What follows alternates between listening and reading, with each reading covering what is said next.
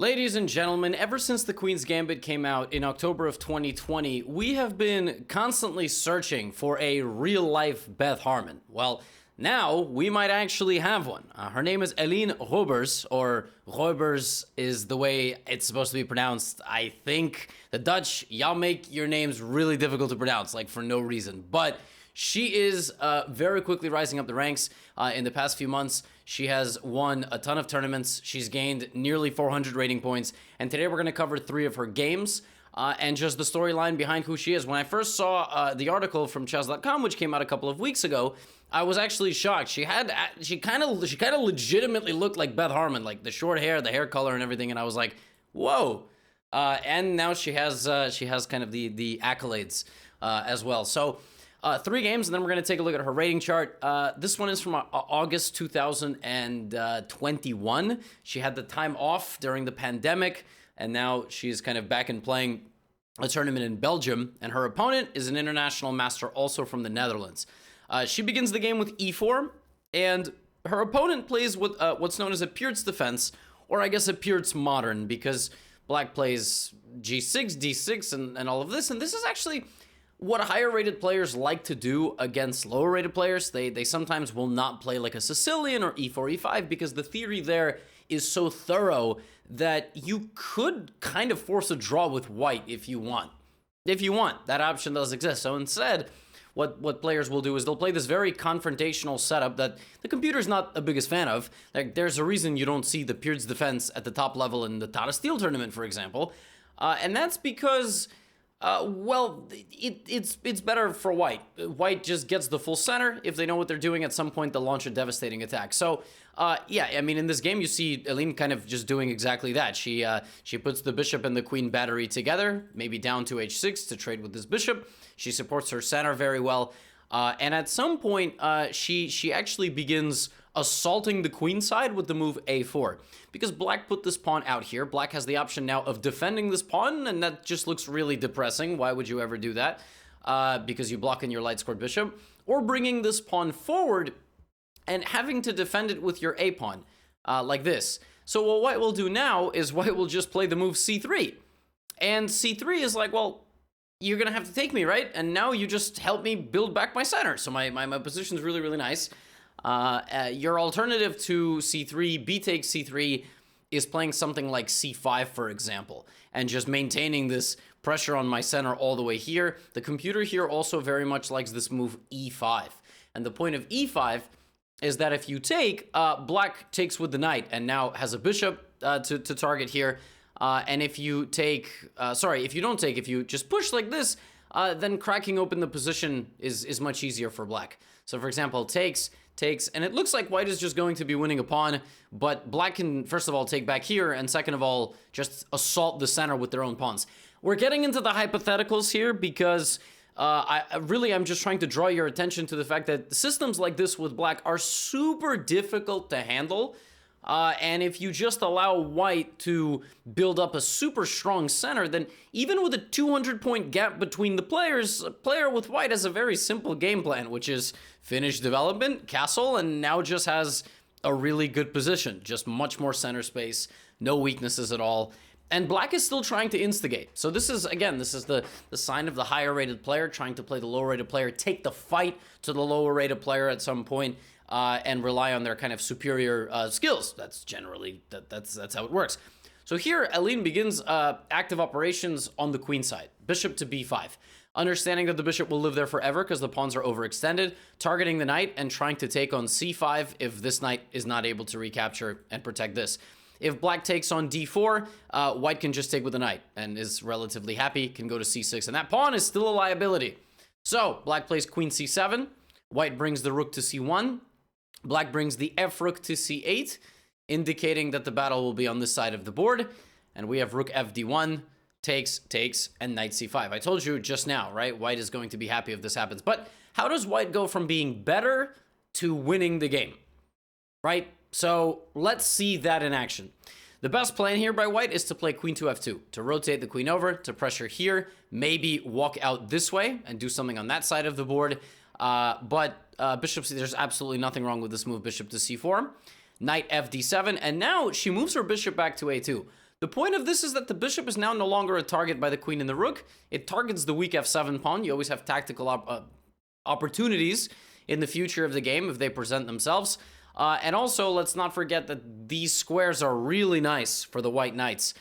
So now the knight goes to b5, and it is standing nice and pretty. This is a very, very annoying position to be playing with black.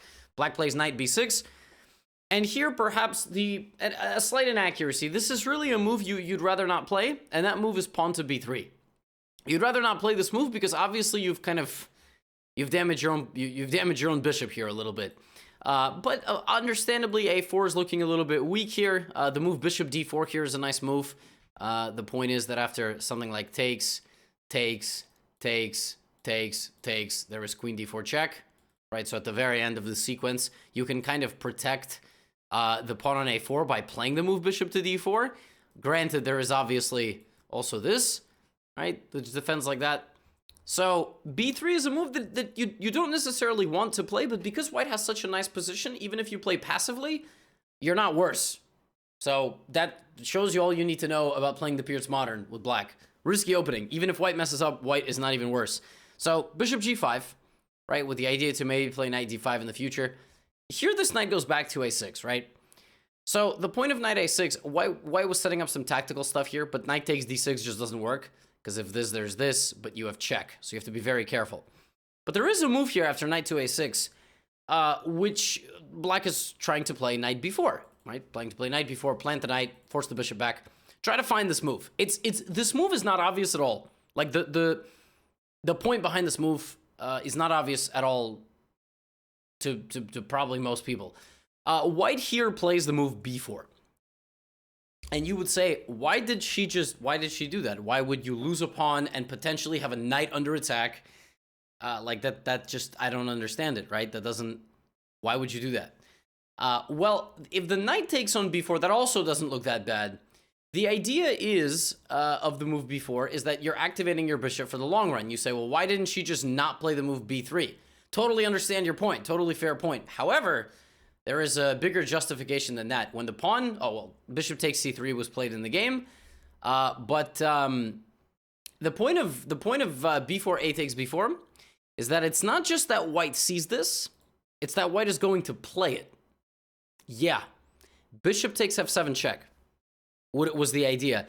And after king takes f7, there is check, so you can't do this, right? And you can't play check because you're in check. And if the king goes to f8, you have queen f4, but it's even worse because if the king goes to g8, queen takes the bishop's place, and the game is over. Because king f8, it's mate, and king h8, you win the queen. It's not smothered mate. You can't get smothered mate here because the queen, right? But it's a typical idea. So the idea of b4 is to violently rip things open and take on f7, but that very well might have been the best thing to do. In fact, the only engine line here is knight d6, king f8, and then a draw. So the computer thinks that there's like a draw opportunity here somewhere. Maybe not by force, but it thinks like this position is zeros, but white obviously still continues with the initiative. Instead of that, black chose not to suffer like this. And sometimes it's very difficult to be objective when you're playing a player lower rated than you. It's very difficult. Even if you know it might be the best move, you play bishop takes c3, so now you've given up your dark-scored bishop. Now we have rook c3, right? And again, this threat is still here, and we begin asking, was it worth black moving the rook away from the king? Because now the king has lost a rook and a bishop. It's just the king and pawns, right? So queen f8, playing defense. Again, if you take on b4, this is still coming. This initiative is still coming. Black has more pieces, but they're not playing. They're not playing. So now we have queen f8. Now we take the pawn. So now that pawn that was going to be used as a decoy for an attack, we took on a5. Now we're winning. Knight c5, queen comes back to d2. King h8, bishop h6. Now we turn our attention over there. We got the bishops laser beaming. Queen d8, bishop f7. And queen d4 check. The king is completely surrounded by queens and bishops. Black plays pawn to e5, giving away the d6 pawn. And trading queens, but okay. I mean, white just continues attacking, and the game ends in a very funny way here. This knight comes back to b5, bishop c6, and knight a7. Although I almost wish like she played knight e8. That would have been even nicer. Threatening bishop to g7 mate, and black would have had to give up the rook. But she decided to focus on this side of the board, knight a7. And black resigns. And this was her at 2170. Okay, this was about 5 months ago, and she was rated 2170. She continued to rise up the ranks, and to this day, perhaps her biggest accomplishment in an overall tournament comes in November 2021, when she played the team championship, the women's team championship of Europe, and her biggest win of that event came against Yulia Osmak, or Oshmak from Ukraine, who's a really strong player. This game was a Karo Khan, so we see Eline playing a 2 knights variation, and black responding with the main line, bishop g4, which leads to this position. And true to her playing style, she plays the most aggressive line, which is d4. The reason why this line is a little bit dangerous for black is because the best way to play here for black is not sit there and try to just be solid. It's actually to take on e4 and take this pawn. So black has to take on d4. Black has to grab the pawn with the queen, negate development, and run back. It's the perfect style. It's the perfect opening to play if you're Eline, who, by the way, you notice her rating? Significantly higher than it was 3 months ago, right? Bishop g5. This is a new idea. I was checking the database. Bishop g5 has barely ever been played. And the point is to just make it very difficult for black to develop. For example, if black plays the natural bishop to e7, white now just brings another piece to the attack, or even stronger move, which is c3. Because the queen has nowhere convenient to go. For example, queen d8, rook d1. Like, let's say you play knight d7, trying to block everything, check, and you just lose. It's either mate or you lose your queen. So the point of bishop g5 is to make it very annoying for black to develop. Black plays knight d7. That is the best move. But now we see rook d1, queen e5. And white plays bishop to f4. So at this point, black has to take on b2. So black has to just call the bluff and say, yo, this opening is dumb. I don't know what you're doing. I don't know who you think you are. But you're not going to scare me with your big lead in development. I got 2 pawns. I'm good. So Oshmak plays queen a5, which is the second best move. And again, white is like, yo, go ahead and take all my pawns. So like this is really difficult to do. It's really difficult to take a pawn on a2 like this and just hope for the best. Hope that this bishop doesn't completely destroy your development, right? It's really difficult to do that. So Oshmak instead goes for a queen trade. That's a very human thing to do. And say, okay, well, at least with no queens on the board, I can't blunder mate, right? I'm not going to get crushed. So at this point, g6. And black is like, I'm still a pawn up. I'm going to bring my pieces and I'm going to castle. But bishop c3. Okay, bishop c3 obviously attacks the rook. You can block this attack by... Actually, it's not so simple, because if you play knight to f6, the defense of your position is a complete illusion, because I play this move. Kabam. You take with a knight, I take this. You take this, I take this. 9 times out of 10, 2 knights are much better than a rook. White just has more pieces here. White has 2 bishops, knight, and rook, versus 2 rooks and a bishop. Black is in trouble here. So black has to play f6, which is just such a sad move. It's such a sad move. So she uses really good opening preparation, Roebers does, to get the opponent into an uncomfortable situation. Bishop c4, and we have the following position where, despite being a full pawn down, white is better. White is better. I mean, white is just better because it's difficult for black to move anything, and bishops are just more powerful than knights in positions like with such open space. So black plays king c7, which might be a slight waste of time. Like, maybe black needs to just get the pieces out or try to trade. You know, even if you're going to remove your last line of defense, maybe you just have to trade some pieces here. King c7 allows a very nice idea here by white. You could try to find it, see how good your positional skills are. Go ahead and pause the video, try to figure it out. I'm going to look over here. All right, that idea is that sometimes in life you have to take step back to take 2 steps forward, and that move is knight to e2. And it becomes very clear there is no way to prevent this transfer. Knight d4 and knight f4 are both coming, and you just can't stop it. And king c7 walked directly into knight e2. It's sometimes difficult to think about a move like knight e2 because you're looking at rook, you know, you're looking at these moves. You're looking at moves where the opponent puts the rooks on the open files and pressures. But after knight e2, black is in serious trouble. It's almost impossible to defend the position. Again, knight b6 is the best move to try to trade at least one pair of rooks. And that just goes to show you how bad the position is for black, that even with the loss of a full move, still you have to play the exact same thing, right? So knight e2, and now knight e5, and bishop back to b3, although knight d4 is already possible to try to go knight here. But okay, we have a rook trade and bishop c5, but here comes knight f4. Black is just a tempo short. Black is just a tempo short. You know what the craziest thing is? It's move 20. Isn't that nuts? That it is the 20th move of the game and black still has not moved the knight and the rook? That's just crazy. And it was because of the opening. It was because white played a very aggressive line that forced black to making a lot of queen moves early and having to play catch up in terms of consolidation. So it's move 20. We still haven't moved anything, right? Bishop back to b6. Why is black not finishing development? Because knight e6 is winning. Knight e6 wins the game. For example, here, take f4. Black is lost. Black can't move the knight. The knight is trapped. The knight could go to c4, but check here, check here. Check here. I don't know.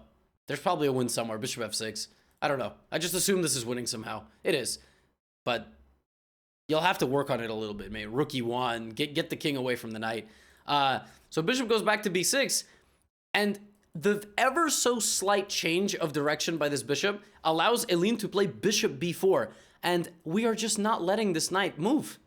If the knight goes to h6, it's check. It's basically mate. I mean, your king is basically mated in the center of the board. So black has to play king c8 back. This is so depressing. And here, perhaps the most savage move of the game. White to play. I was cracking up when I saw this move. It was very entertaining as a move. Oh, I'm dragging my microphone off the table. I'm so excited. How do you actually win the game here? This is beautiful. Bishop f8. The bishop arrives on the enemy shore and is like, hello, I'm here to kill all of you. You can't go to e7, you can't go to h6, and bishop g7 traps the rook.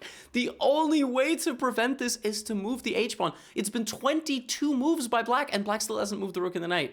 It's going to happen now, though. All right, so we have king f1. King f1 is actually a hilarious move. The computer prefers this, just prefers like violently ripping to shreds the black position. King f1 is almost like a flex.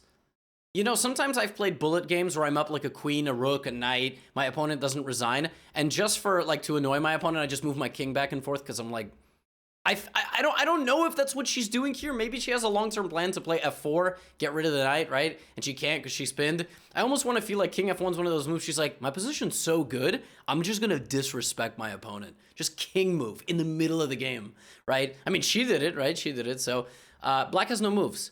And so black tries to get out, but here comes bishop g7. The rook has to move, and knight takes h5. Very nice idea, defending this. If this, then the knight dies. And when have you ever seen a knight get captured on its home square on move 26? It's move 26. The knight never moved. It just never got a chance to participate. So now white is no longer down a pawn, and the pawns are going to fall apart. This game actually goes on for a little bit longer, but yeah, I mean, very nice idea here to just create the h-pawn pass pawn, not allow any counterplay. Bishop g5, bishop takes f4, and rook e5 played. And the game went on for a little bit longer with two bishops versus rook, but two bishops and two extra pawns versus a rook is game over all of the time. And white just has to make sure not to blunder. Even if you blunder one bishop, you might still win this game, but if you blunder both, you won't. So very convincing game here from Eline, who just wins all of her opponent's pawns. And Julia resigns before this pawn is captured.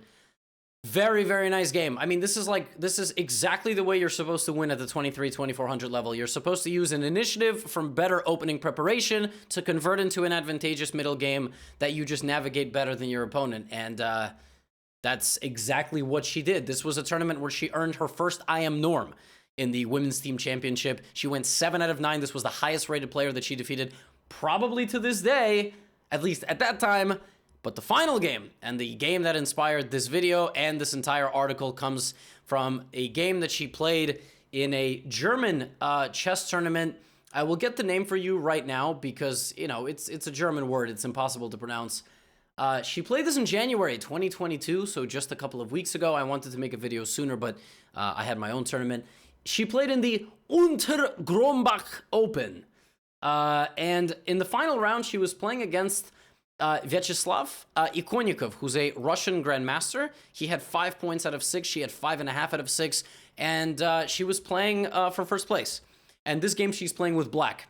So d4, d5. She has the perfect opening for an aggressive, talented, hardworking young player, and that is the semi-Slav defense. The semi-Slav defense is a violent, tactical shootout, and her opponent is obviously playing for a win because he wants first place, and he plays queen b3. Now, some of you might recognize this position if you watch my videos frequently. I actually had this exact position recently a couple of times in my own tournaments with the black pieces, but in a different move order. In the move order like this, where you take and white gives you this check. And then you play c6, and now we have the exact same situation on the board. So, same position, she plays b5, queen d3, and plays the move a6. Essentially, white wastes some time with the queen, but it's different than the queen in the center of the board in the last game, because here white actually has a very solid center, and black is rock solid, but trying to break out on the queen side with the move c5 by supporting the structure. Here, Chris, you against me played a4, if I'm not mistaken, like e4, a4, but bishop g5 is also very much a move, and we have that on the board here, bishop b7 and e4. So white takes the full center, tries to attack on this pin. Black plays the move h6, bishop h4, and c5. So a very, very, very aggressive game. Black is going to kick this bishop out. White is going to play for e5. These pawns are clashing. These queens are clashing. And we have the move e5. Hans Niemann, very strong American grandmaster, quickly rising up the rating ladder, has played the move d5 here. But he won a game with black. So d5 was played in that game, and Hans played g5, kicked out the bishop, and played like this. But in this game, we see e5. Now, your knight is pinned. It's pressure to the queen. You have to play this move g5. And the whole point here is that white sacrifices the knight for the 2 pawns, and seemingly has some problems here for black. But black very quickly plays the move c4, counterattacking the queen, and plays knight d7, so you cannot fork anything here. Takes. Okay. What the hell is going on in this position? Well, black has 5 pawns. White actually has 7 at the time of counting, but this pawn will probably die. And also, black has extremely open lines. So when the knight moves out of the way, the queen is going to pressure the center. The bishop is extremely strong. In terms of a space advantage, controlling squares on your opponent's side of the board, black is doing a very good job. So black is doing, like, all the squares that I'm highlighting, black controls on the enemy side.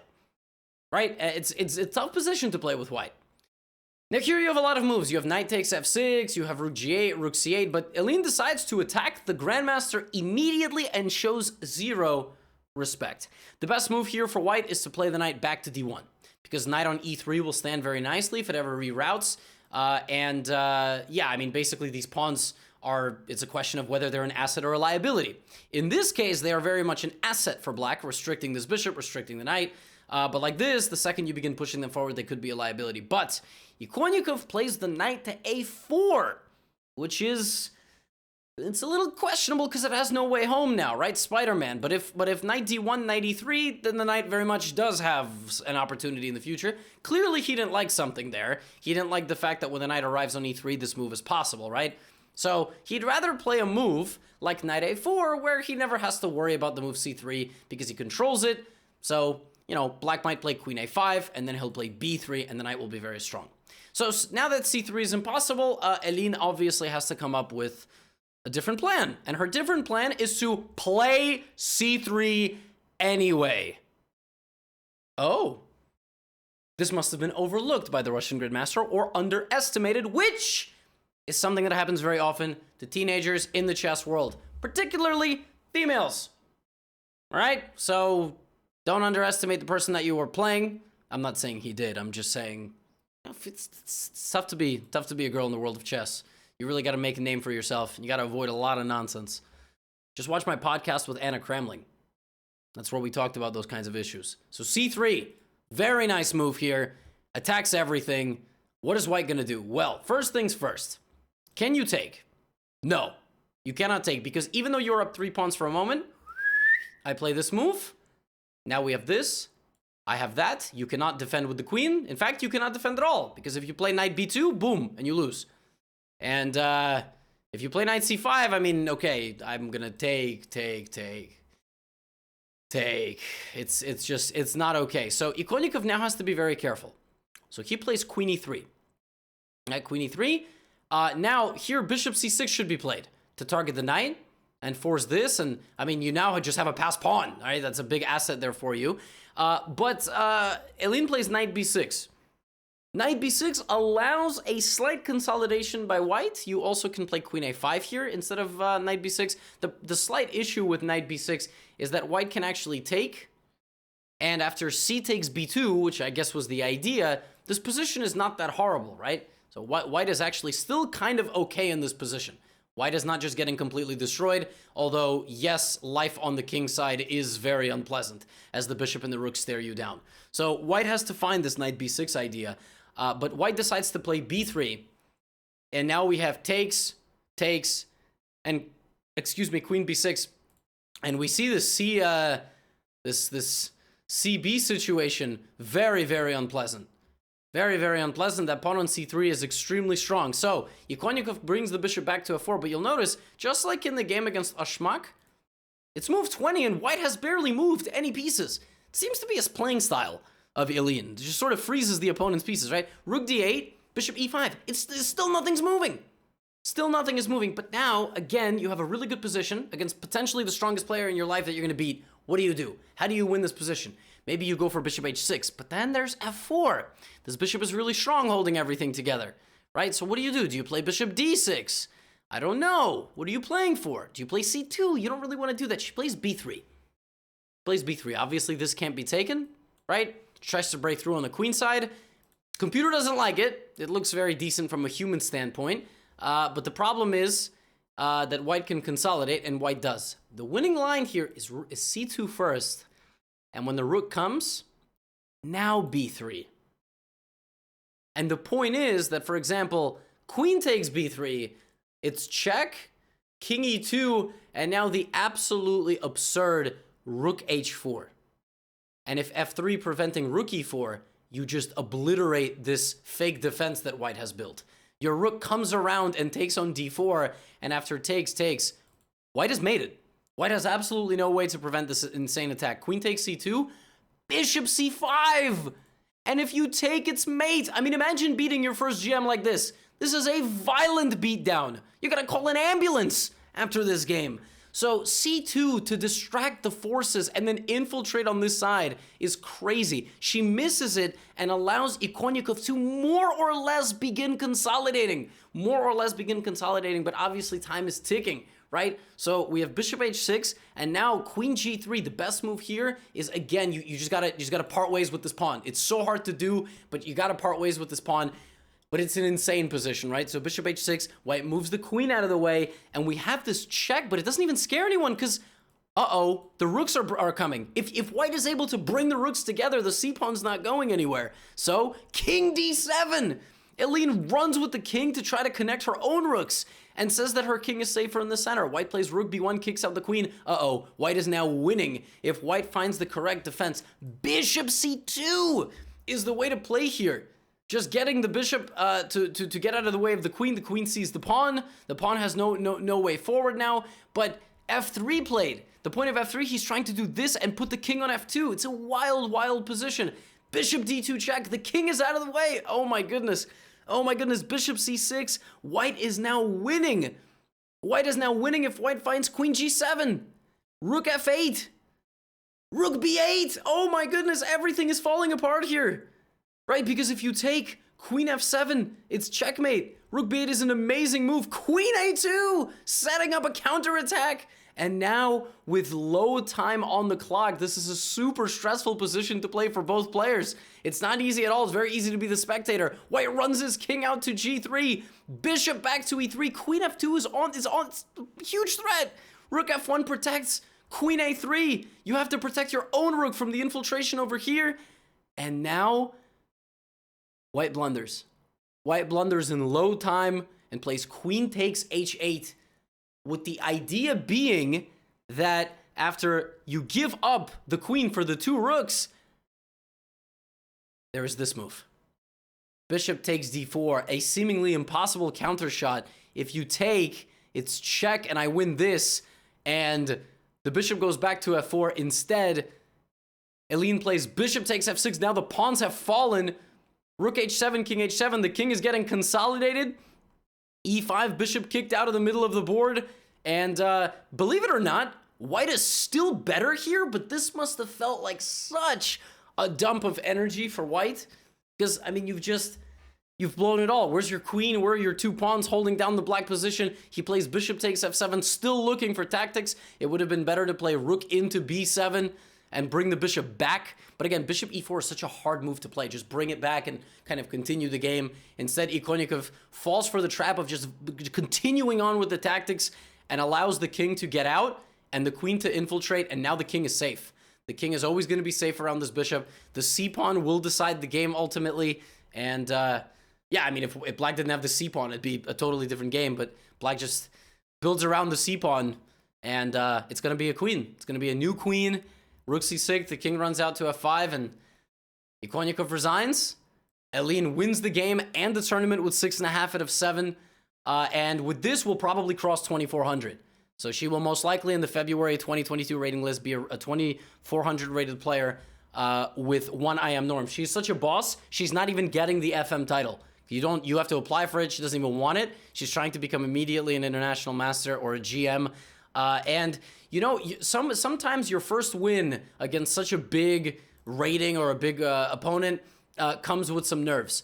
And it's really difficult to navigate an insane position like this because yes, the computer can claim that you are much better, but you are feeling antsy and you just want to, you just want to do something right now. But you have to be very controlled. I suffer from this myself. She won't. She's young, talented, hardworking. She'll be fine. But every player kind of has this moment. And yeah, if you actually go to this position with rook b8, Ikonikov finding rook b8, it's +9 here. White is completely winning, but there's just enough insanity in the position that white has to be precise. Ikonikov here had to just keep his cool and play bishop takes a6, which is just, I mean, I don't, and bishop c8 is kind of the idea. Bishop c8, something like that. Or rook back to b7, trying to deflect this rook off. It's just an insane position. And, well, she wins the game. And that's sometimes how you have to do it. So it's going to be fun keeping track of Eline as she tries to complete her quest for the IM norms. And continues to play Grandmasters. And I said in the beginning that I would end by showing you her rating graph. Yeah, this is pretty wild. She was 2,000, 2129, 2073. Pandemic hits. She doesn't get a chance to play until the summer of 2021. And look at this, 2066. And now she's going to be over 2,400 in February. Like, that is nuts how fast she went up. She works with a strong international master, Robert Ries, from the Netherlands, and I believe her father is also a FIDE master, Jan. I mean, you can't find a more Dutch name than Jan, so I believe his name is Jan. I might be wrong, but I think it's Jan. So very cool to see an actual potential real-life example of Beth Harmon, who might even look the part, and we will cheer for Eline, and hopefully we will see her in all the top junior events and potential challengers events and so on. Wanted to share this with all of you. I'll see you in the next video. Get out of here.